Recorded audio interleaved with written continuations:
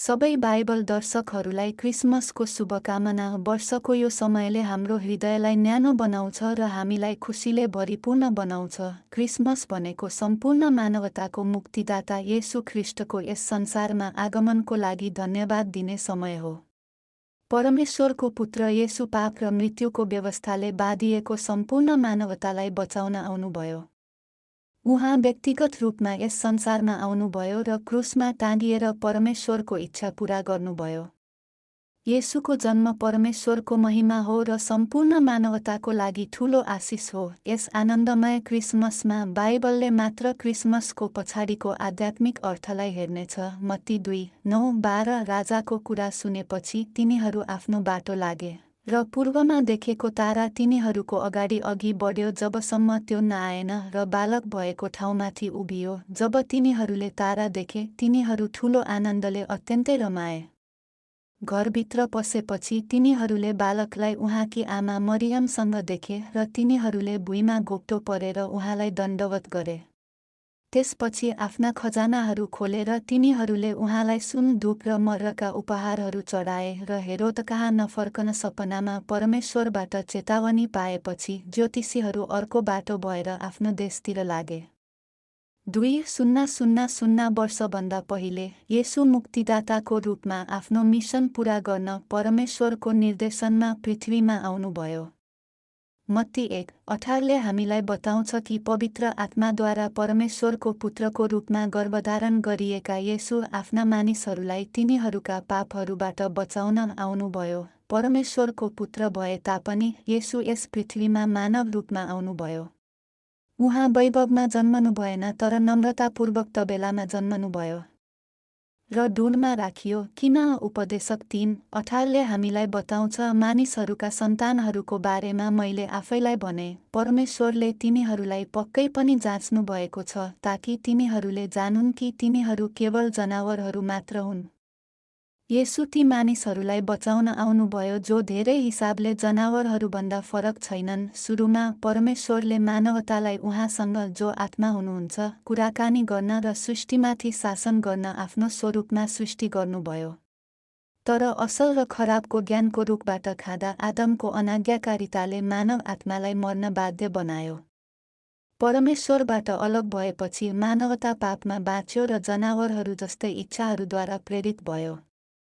येशूलाई जनावरको दानाको लागि बनाइएको ढुँडमा राखिएको हुनुले उहाँ परमेश्वरबाट अलग्गिएकाहरूलाई जीवन पुनर्स्थापित गर्न साँचो आध्यात्मिक भोजनको रूपमा आउनुभएको कुराको प्रतीक हो। येशूले यूहन्ना 6:51-55मा भन्नुभयो, म स्वर्गबाट ओर्लेको जीवित रोटी हुँ, यदि कसैले यो रोटी खान्छ भने ऊ सधैँभरि बाँच्नेछ र संसारको जीवनको लागि म दिने रोटी पनि मेरो शरीर हो। त्यसपछि यहुदीहरूले आपसमा बहस गर्न थाले, यस मानिसले हामीलाई आफ्नो शरीर कसरी खान दिन सक्छ?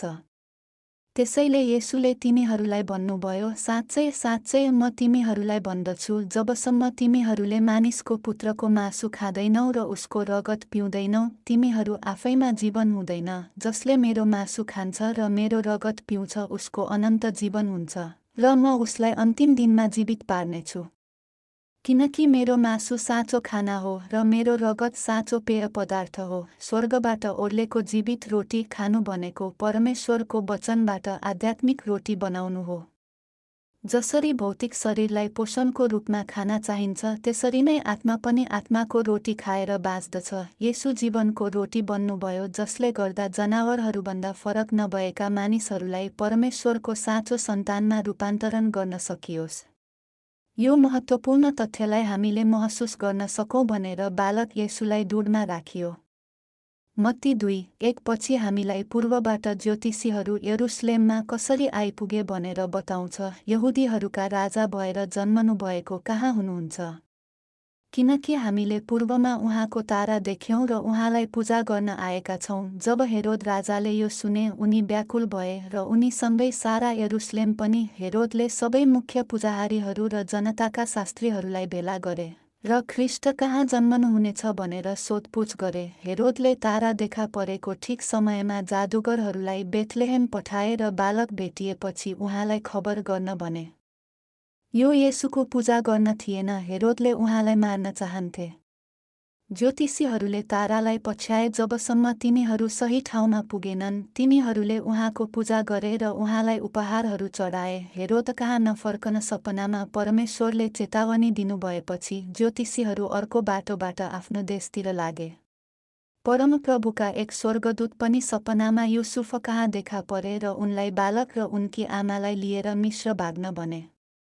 परमेश्वरलाई सबै कुरा थाहा छ र उहाँले हरेक कदम तदनुसार मार्गदर्शन गर्नुहुन्छ। परमेश्वरले पूर्वबाट ज्योतिषीहरूलाई बालक येशूलाई उपहारहरू प्रस्तुत गर्न बोलाउनुको आध्यात्मिक अर्थ छ।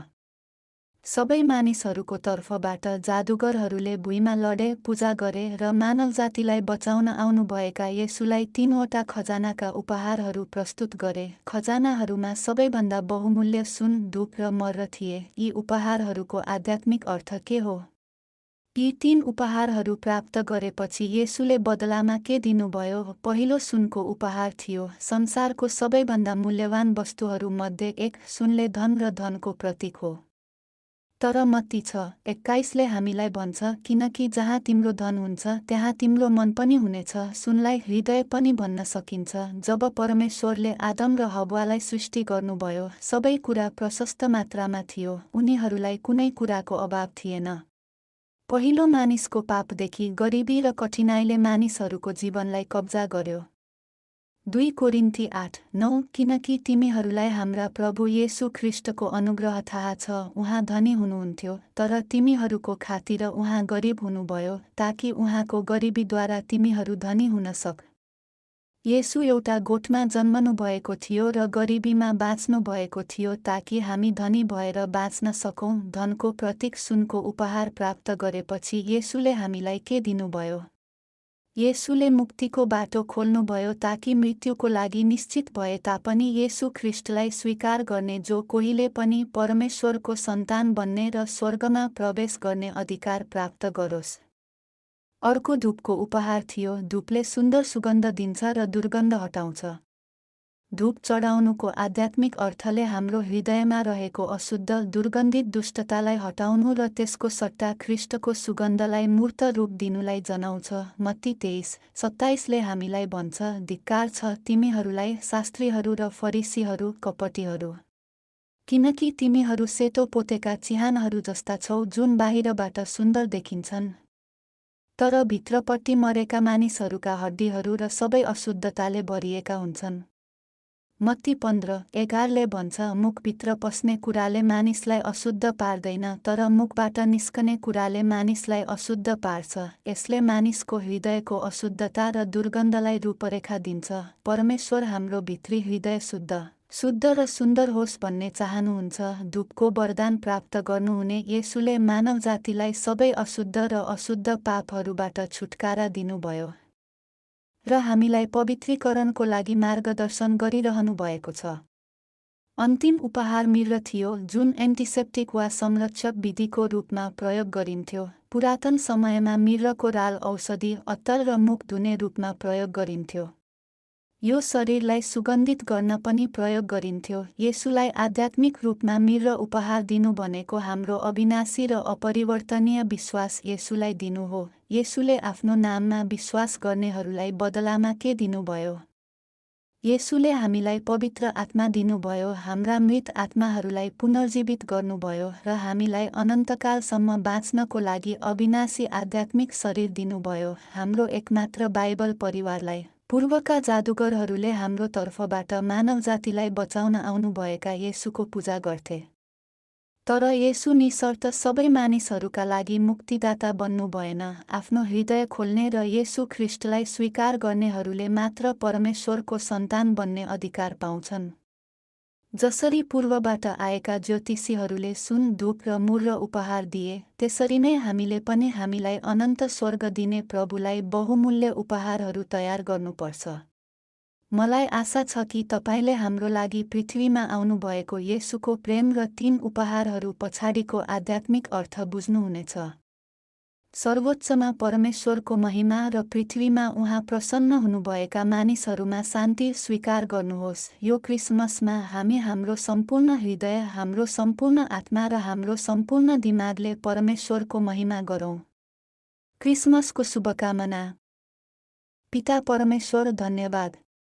हामीलाई पापबाट बचाउन तपाईँ एक नीच मानवको रूपमा पृथ्वीमा आउनुभयो। हाम्रो लागि तपाईँ गरिबीमा बाँच्नुभयो। हाम्रो लागि तपाईँले क्रुसको पीडा भोग्नुभयो। म प्रेमका प्रभुलाई सबै धन्यवाद दिन्छु। हामी सधैँ प्रभुको अनुग्रह सम्झौँ र आनन्दित पवित्र ईसाई बनौँ।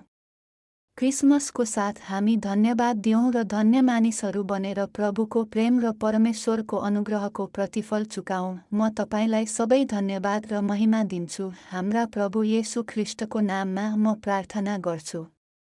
आमेन।